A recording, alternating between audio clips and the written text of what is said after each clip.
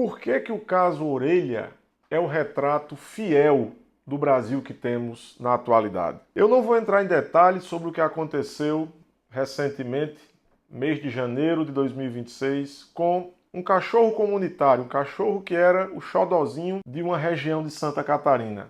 Coincidência ou não, Santa Catarina, a mesma região, o mesmo estado que quer barrar as cotas raciais. Mas isso é um tópico para um outro vídeo. O que ocorreu com a mais gravidade, com a mais crueldade, com requintes de crueldade, envolvendo 4 jovens, 2 com 14 anos, 2 com 15 anos. Todo o Brasil está vendo, todo o Brasil está sabendo. Eu não vou entrar em detalhes na crueldade.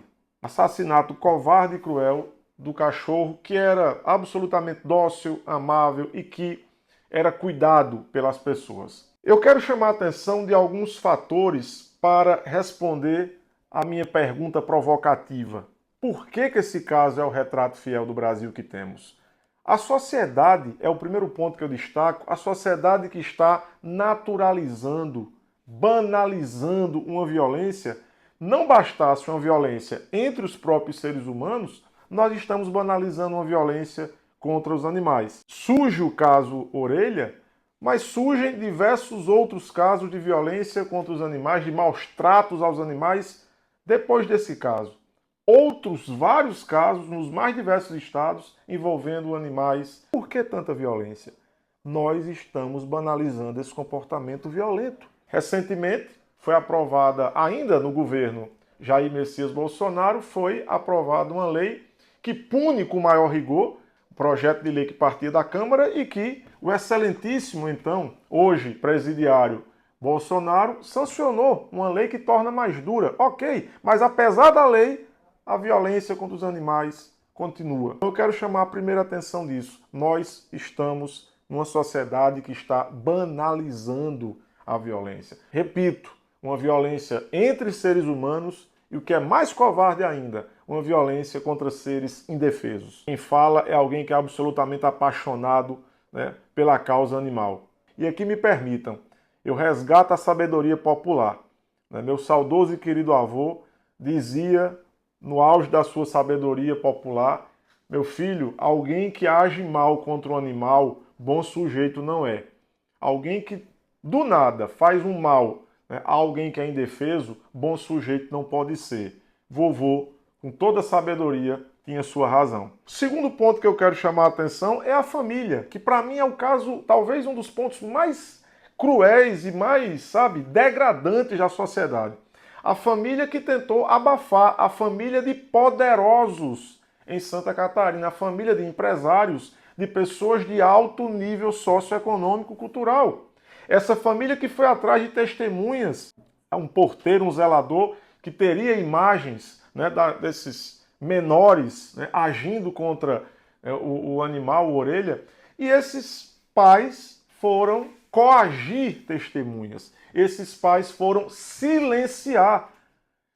Não bastasse isso, 2 desses jovens, como uma espécie de punição para o ato que cometeram, aliviar um pouquinho a cabeça na Disney.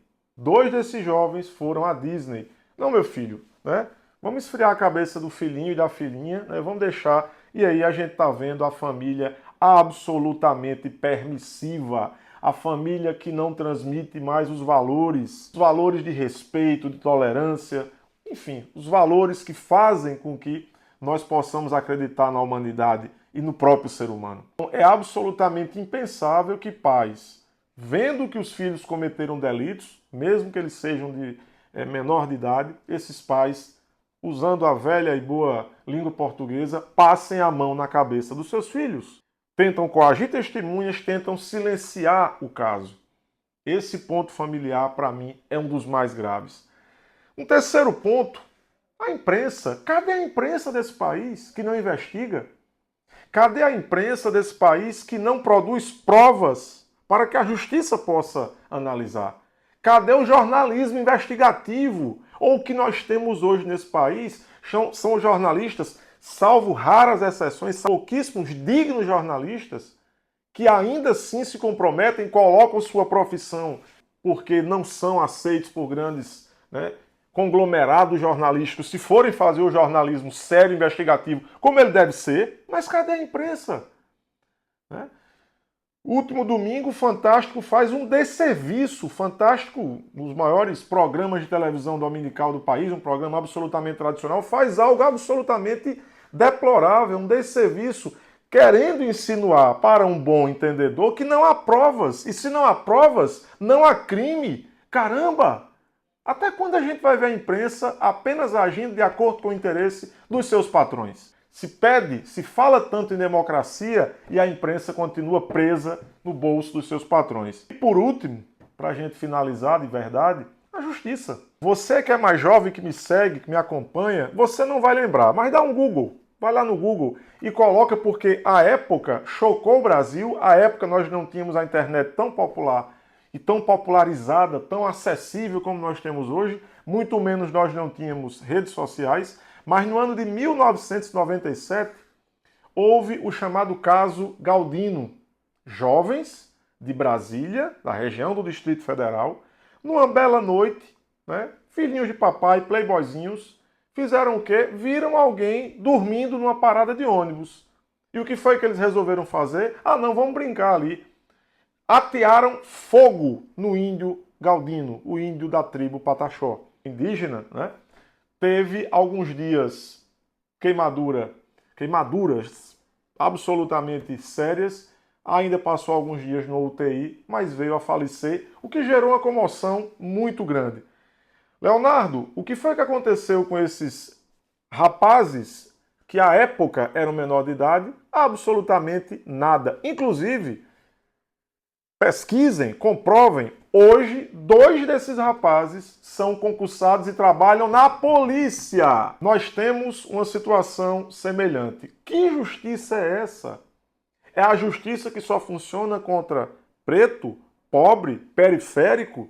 Cadê a justiça? O que é que vai acontecer com esses meninos? Vou chamar de meninos porque a vontade que dá é de dar o nome dos 4 aqui. Mas eu respeito a justiça. A justiça proibiu, eles são menor de idade, a justiça está proibindo que sejam veiculados os nomes desses infratores, para dizer o mínimo. Mas cadê a justiça? O que é que vai acontecer com eles? E aí, pessoal, não há como não discutir o processo, algo que o Brasil vem discutindo há muitos e muitos anos. A segurança pública certamente vai ser um tema muito tocado esse ano, ano de eleições gerais, ano de eleição presidencial, é um dos maiores problemas do nosso país e muita coisa precisa ser discutida. Mas justiça para quem? Para preto? Para pobre? Para periférico? O que é que irá acontecer com esses jovens, com esses menores? Irão cumprir medidas socioeducativas?